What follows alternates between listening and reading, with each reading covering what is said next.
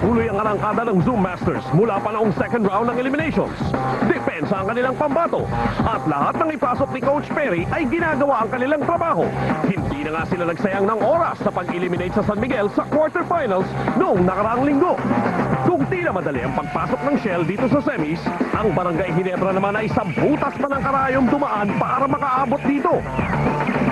Never say die talaga ang Gin Kings. Sa drama nitong Miyerkules, 19 na puntos ang nilamang ng Mobiline sa first half. Sa huling 2 segundo ng laro, lamang naman ang Mobiline ng 1 puntos. Ginulantang ni David ang Goliath na Mobiline. Kung makita, Valdavid has it. Valdavid spins, fires. Ano yan? Will that count? Teka muna. Check muna natin kung count na tira. Valdavid. It will count. The referee said it will count. Yes, that's official. And this is the biggest comeback of any team sa history nito McDonald's PBA All-Filipino Cup. Ngayon ay patutunayan ng Ginebra na hindi tsamba ang panalong yun kung papayag ang Shell. Ito po ang Game 1. Our second game tonight features Formula Shell against Barangay Ginebra. And now the starting lineups. First 5 for Formula Shell, Super Unleaded. At guard, number 30, Jerry Esplana. At guard, number 4, Noy Castillo.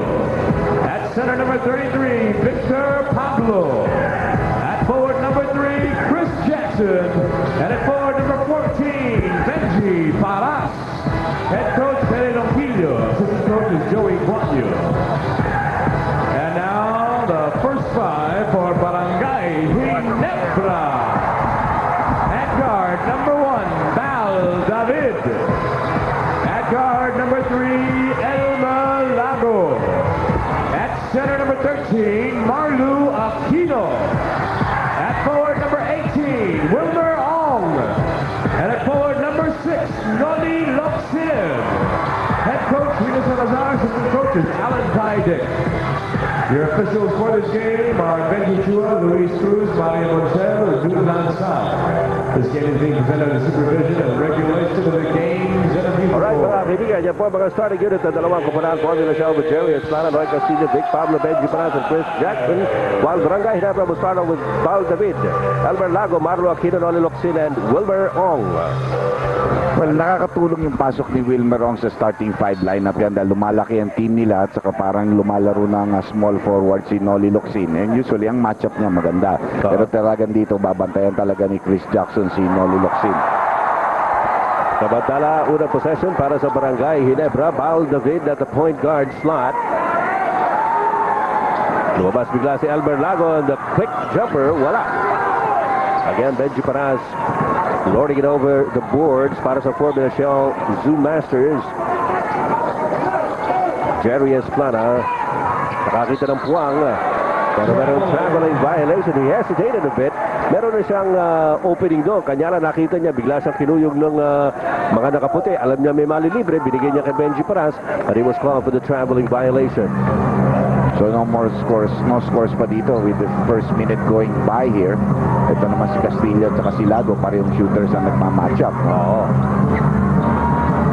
Samantala narito si Noli Locsin. Noli Locsin has certainly stepped up a degree or maybe more sa pagpasok dito sa mga matataas ng baitang ng ating McDonald's PBA All-Filipino Cup. Pagpasok sa quarterfinals at ngayon dito sa semis. As Benji Paras scores on the back-to-the-basket shot to tie up the ball game at 2-all.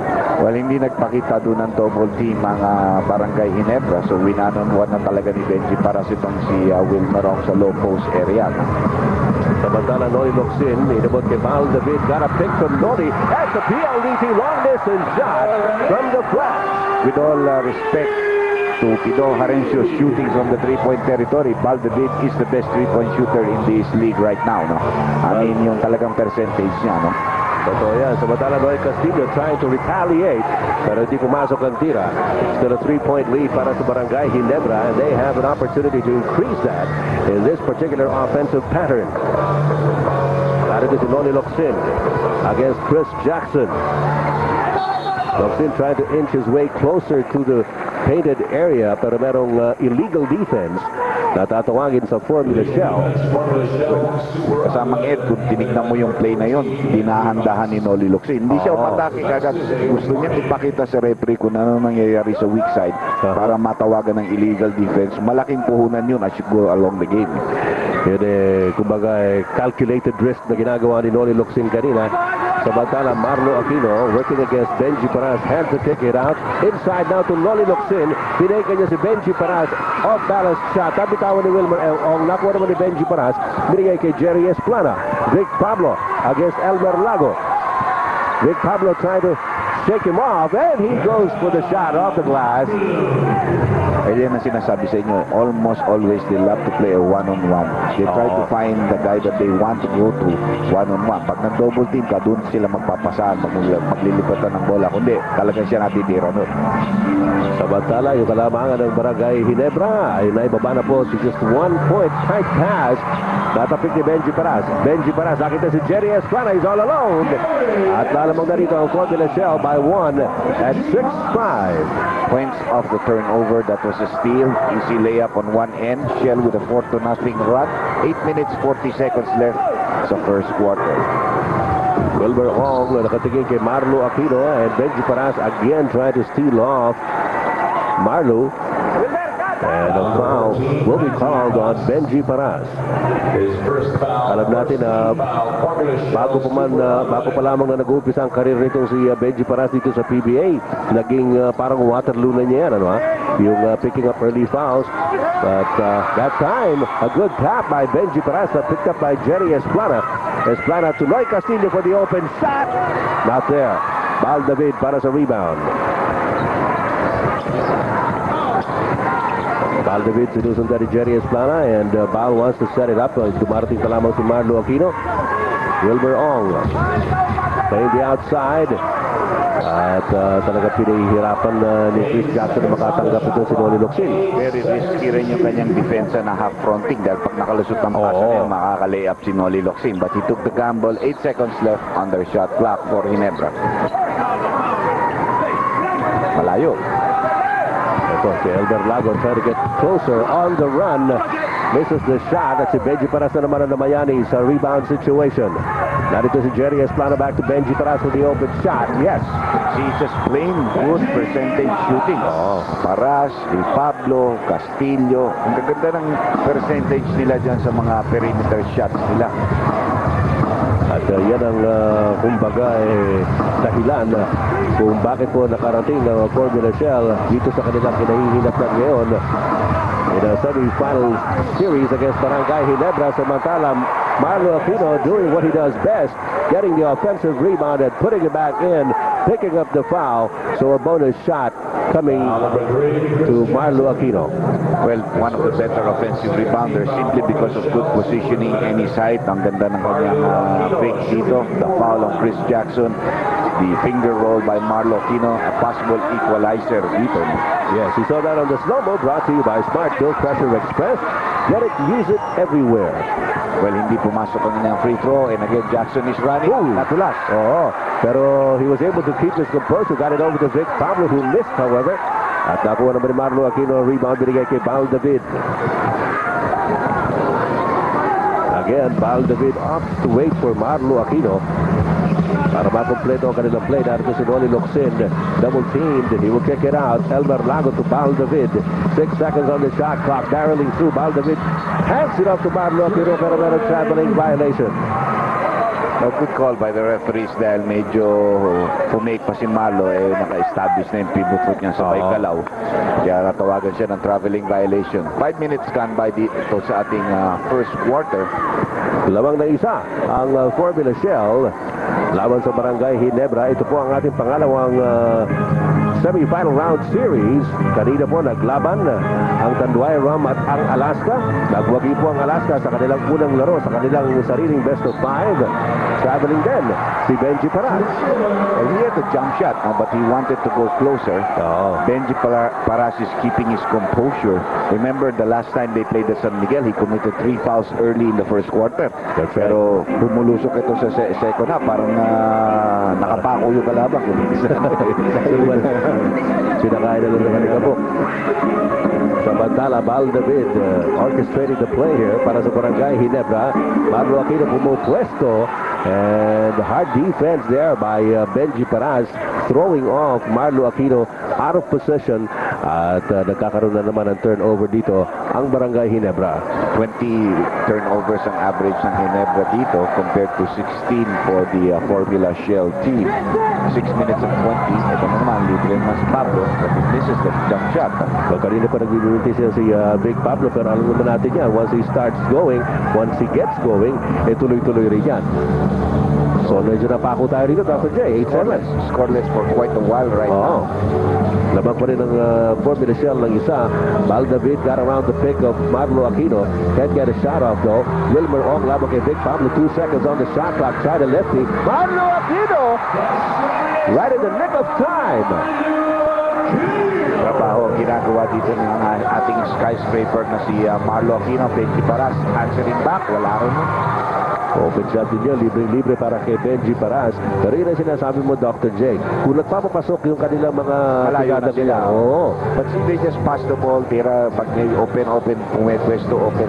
Ang problema si Jackson, hindi nakakakuha ng offensive rebound so far dito. Hirap pa siya. Yan at dapat yung trabaho eh. Samantala, lamang ngayon ng Barangay Ginebra ng isa, 9-8. Noli Locsin, natapikan ni Chris Jackson at tumunog din yung buzzer. So, the violation will go against Barangay Ginebra. It will be a turnover. Samantala, meron pa tayong 5 minutes and 16 seconds remaining here in the first quarter. Nakita ninyo yung rescue work na ginawa ni Marlo Aquino sa ilalim. 1-point lead by Barangay Ginebra here in the first quarter. We'll be right back.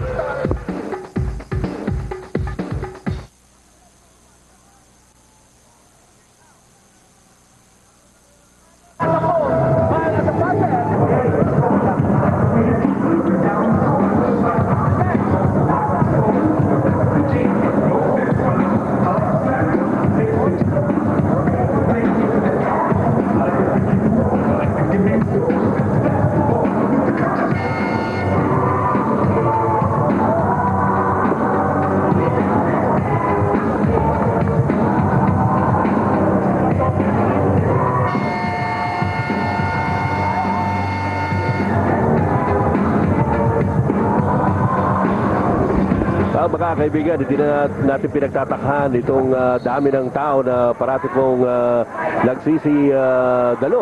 Bawat may laro po ng PBA sapagkat talaga namang napakaganda ng mga labanan. At ito, isa pa ito, itong labanan ng Barangay Ginebra at Formula Shell Best of 5 in the semi-final round for the right to get into the championship round. Lamang ang Ginebra ng isa, 9-8, but not for long as Big Pablo scores in an under-goal stab.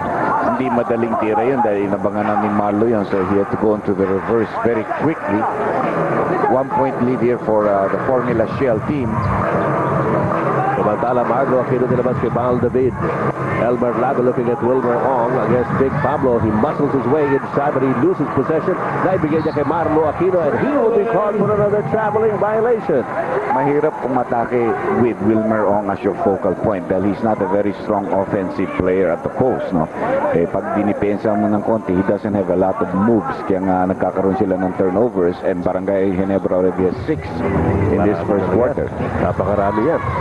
Samantala, Big Pablo missing from the outside again. At walang tao doon para sa rebound for Formula Shell. 10-9 ang ating score. Lamang ng isa. Ito mga bataan ni Coach Perry Ronquillo. Marlo Aquino posting up against Benji Paras. There's a double team by Big Pablo. Naghahanap ngayon na papapasahan na labas kay Elmer Lago. Lago off to Noli Locsin. Locsin against Big Pablo. Biglang tumira si Noli Locsin from top of the key. 3-point shot. Wala siya pa rin nakakuha ng rebound. Binigay kay Marlo Aquino na bitawan. And we see the referee signaling a foul here. Going to be number 6. Foul number 6. Noli Locsin. His first foul. First team foul by Barangay. Unang personal foul po yan para kay Noli Locsin. At unang team foul din yan ng Barangay Ginebra. Ang Formula Shell meron dalawa sa kasalukuyan with 3 minutes and 53 seconds remaining in the first period. Benji Paras pumaposte against Wilmer Ong. Benji Paras sumaksak sa loob. He gets open, pero medyo malakas ang tira. Albert Lago for the rebound. Maraming mintis dito ang Formula Shell. They've had the shots, but they just cannot put it down. Yan ang importante, sabi mo nga, kung maintain nila ang mataas na percentage from the floor, itong Formula Shell, maganda hinaharap nito. Pero pag hindi nagpapasok ang tira niyan, at nandiyan dyan yung Barangay Ginebra ready to pounce on them, delikading. Well, Ginebra, parang nagpapakita na sila that they're very patient. They're willing to wait and bide their time. That's right. Ito, Baldavid with 2 seconds on the shot clock. Missed the shot. Now that this is Jerry Esplana streaking into the front court. Pero nahuhuli yung kanyang mga kasama. And he tries to wait for them and now launches the attack. Pero merong foul na nakita ang Baldavid. Una personal foul din yan ni Baldavid. Of course, sariwang-sariwa pa sa mga isipan ng ating mga kababayan yung kanyang dramatic na naman endgame buzzer-beating shot to put Barangay Ginebra in the semi-final round. Or binibiro ko nga siya kanina. As you take a look at Pablo, one-on-one. Bilis din talaga drive sa basket ni Victor Pablo. Yun ang magagamit niya, yung speed niya over Marlo Aquino when they start about 18-20 feet away from the basket. Sabi ko kay Bal lang, binibiro ko. Talagang iba yung pinanganak ng Buenas. Well, hindi naman yan unang beses na ginawa ni Baldavid. Talaga may mga taong gano'n no? Marlo Aquino, pwesto sa ilalim. Good move by Marlo Aquino to cut the lead of Formula Shell down to 1 at 12-11. Meron pa tayo 2 minutes and 25 seconds remaining in the first quarter. Noy Castillo gets himself open. Not to pick the Vic Pablo back to Noy Castillo. Thought about it, but prudence elected him or had him go to Vic Pablo, who missed the shot instead from right corner court. Wilbur Ong trying to pass it off to Marlo Aquino. Not the best move in that kind of a situation. Benji Paras, tatapikan ni Baldavid. Nakuha ni Elmer Lago. Less than 2 minutes remaining in the first quarter. Very low scoring first quarter because of poor percentage shooting. Ito na naman si Marlo sa ilalim. Yan po na mamayani. Si Marlo now with 8 points in the game. 8 of the 13 points, and he leads all scorers from both teams. Pablo is leading on the other side with 6 points, all on penetrations. So naman po ngayon ang Barangay Ginebra ng isa, 13-12. Jerry Esplana posting up against Elmer Lago. Medyo nagpambulan ng bahagyaro si Jerry Esplana, but he got away. Gano'n pa man, hindi pa rin pumasok ang tira. Kaya ang sinasabi ko, pag yan hindi makakashoot, malaki ang problema na Shell. Pag hindi siya na-create para sa kakampi niya, malaki ang problema na Shell. Lalo-lalo na yung mga point blank range na ngayon, talagang kailangan maipasok yung mga ganyan. Marlo Aquino and Benji Paras fighting for possession. The ball will stay with Barangay Ginebra with 6 seconds on their shot clock. But before they go on the inbounds, we have a timeout. We will be back.